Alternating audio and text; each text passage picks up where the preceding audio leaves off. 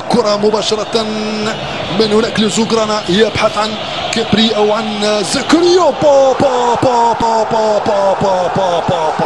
العربي ثابتي يفتح مجال التهديف للمولودية في حدود الدقيقة الثامنة.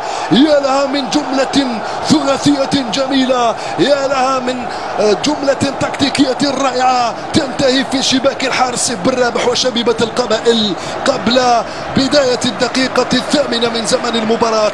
1-0 للمولودية.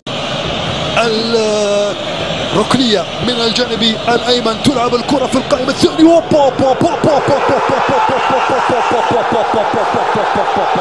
هذه المرة يتمكن محمد الأمين مداني من هز شباك المولودية وتوفيق مساوي قبل نهاية عندي دور العربي ثابتي وصلها زكريا نايجي من هناك، يلحق على الكرة زكريا نايجي بطريقة ممتازة، يتمكن من توزيع العربي ثابتي. يا سلام،